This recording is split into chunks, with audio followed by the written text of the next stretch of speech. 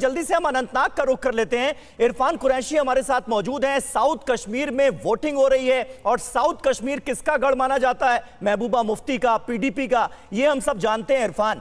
तो क्या ये कहा जाए कि ये जो फर्स्ट फेज है इसमें असल साख जो है वो पीडीपी की दांव पर लगी हुई है?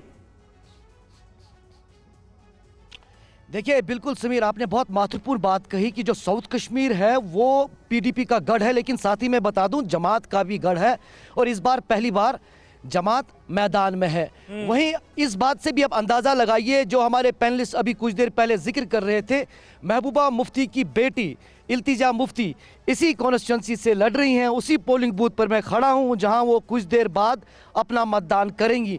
तो साख्त जो है वो न केवल पीपल्स डेमोक्रेटिक पार्टी या महबूबा मुफ्ती की दाव पर लगी है, बल्कि मैं मानता हूं, क्योंकि हम लगातार कैंपेनिंग के दौरान अलग अलग इलाकों में घूमे, साख्त national conference, Congress, PDP, Bhajpa, तमाम राजनेताओं और राजनीतिक दलों की यहां जम्मू कश्मीर में दाव पर लगी है। क्योंकि जिस तरह निर्दलीय बड़ी तादाद में मैदान में है, जमात इस्लामिया मैदान में है, अवामी इत्तेहाद पार्टी के कैंडिडेट्स मैदान में है और उमर अब्दुल्ला को जिस तरह हम जिक्र कर रहे थे कि बड़ी हार का सामना नॉर्थ कश्मीर में लोकसभा चुनावों के दौरान करना पड़ा। लोगों का मूड अगर देखें तो लोग लगातार, जिस तरह हम डिस्कस भी कर रहे थे, वो विकास मांगते हैं, वो चाहते हैं कि उनके जो बेसिक इश्यूज हैं उन्हें एड्रेस किया जाए। धारा 370, 35 से स्टेटहुड, ये एक कह सकते हैं बड़ी पार्टीज का मुद्दा हो सकता है, लेकिन आम लोगों का मुद्दा वही सड़क है, बिजली है।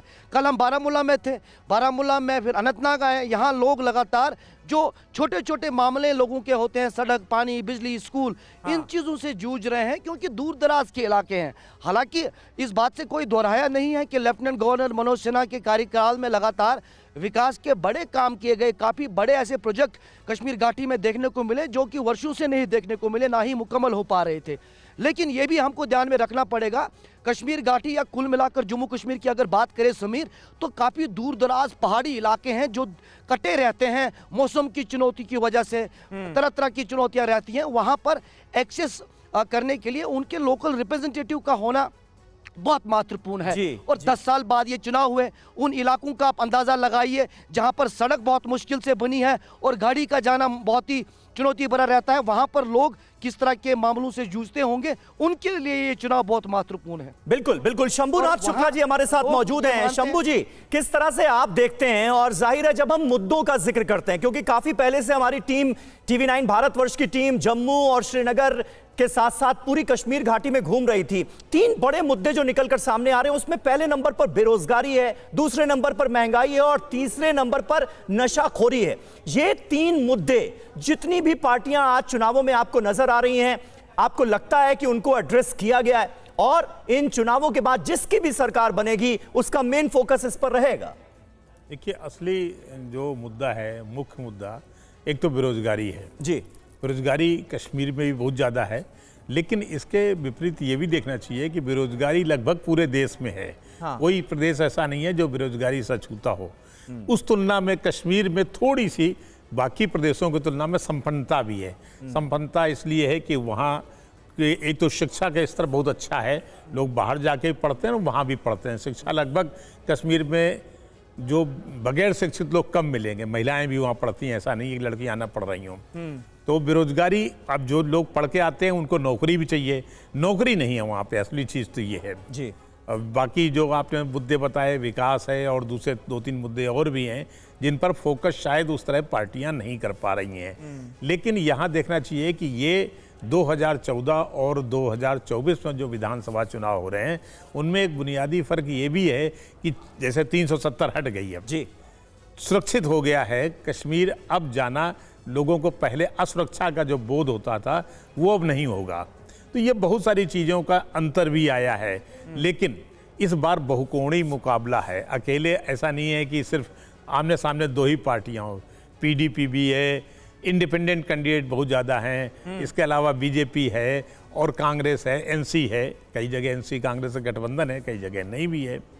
पिछले अगर हम चुनाव से देखें तो पिछली बार इन सीटों में से जिन 24 सीटों पर चुनाव हुआ था, पीडीपी नंबर 1 पे थी, जबकि वहाँ पे सिर्फ नेशनल कॉन्फ्रेंस को 1 ही सीट मिली थी। और ये वो इलाके चुनाव हो रहा है वो ज़्यादा कहना चाहिए कभी आतंकवाद से ग्रस्त रहते थे। सही बात। बहुत जैसे शोपियां है, जैसे पुलवामा है, अनंतनाग है, अब वहाँ सुरक्षा है। लोग वोट देने जा रहे हैं। सुबह तक अभी जो बताया गया है हाँ। कि वोटिंग परसेंटेज बहुत ज़्यादा है, मतलब अभी जो लोकसभा चुनाव से उनसे तुलना करिए तो बहुत ज़्यादा है।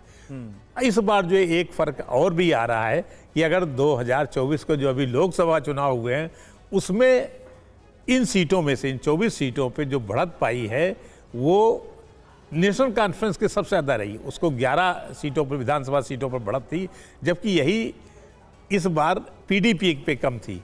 बीजेपी और कांग्रेस लगभग बराबर पे थी, कोई 4 पे है तो कोई 3 पे, इस तरह से। अब इंडिपेंडेंट क्या खेल करते हैं, किसका भविष्य में कैसा समझौता हो जाएगा, बहुत कुछ इसमें डिपेंड करेगा।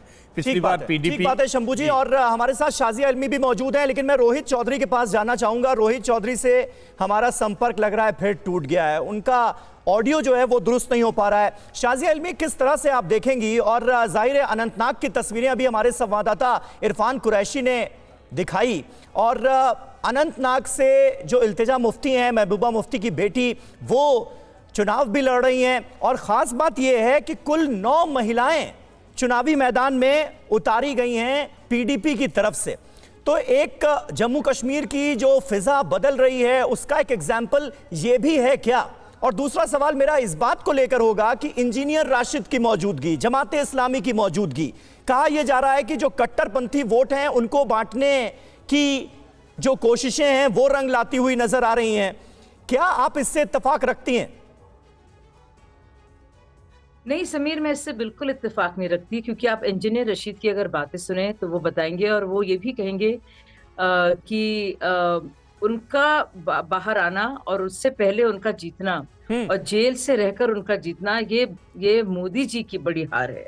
तो उनका जो जहर जो उगलते हैं वो सिर्फ भाजपा के खिलाफ उगलते हैं। एक तो ये बात। दूसरी बात, आप अब उमर अब्दुल्ला की हालत देखिए, आप जरा सा भी कॉन्फिडेंस नहीं रहा है, और जिस तरह से उनको शिकस्त मिली है कि वो 2-2 जगह से लड़ रहे हैं। ये वही उमर अब्दुल्ला हैं जिन्होंने बाकायदा कहा था कि जब तक स्टेटहुड नहीं होगा मैं लड़ूंगा नहीं, और कई जगह जाकर, बल्कि एक तस्वीर सबके सामने आई है कि वो अपनी टोपी तक उतार रहे हैं और कह रहे हैं कि मेरी इज्जत की फिक्र करो। तो ये हाल हो गया है। खुद महबूबा आपा नहीं लड़ रही हैं, उनकी बेटी लड़ रही हैं। और पर आप लोगों से अगर बात करें तो इन पार्टियों से वो काफी खफा भी हैं और एक उदासीनता भी है, इंडिफरेंस है, और उनको लगता है कुछ हुआ नहीं है, तो एक नाराजगी है। मैं ये नहीं कह रही हूँ कि उसका सारा फायदा बीजेपी को मिल रहा है जी, लेकिन मैं ये जरूर कहूंगी कि उन पार्टियों को लेकर बहुत ज्यादा कोई भी एक्साइटमेंट नहीं है, और जो डरे हुए सहमे हुए लोग रहते थे वो। शाजिया जी, ये बात इसलिए कही जा रही है ना कि भाई अगर कट्टरपंथी वोटों का बंटवारा होगा तो इसका फायदा भारतीय जनता पार्टी को होगा। अब आप देखिए नेशनल कॉन्फ्रेंस हो या पीडीपी, वो कह रहे हैं इंजीनियर राशिद को देखिए बाहरी इसलिए निकाला गया है कि वो बीजेपी को फायदा पहुंचा सकें। इस तरह की बातें लगातार कही जा रही।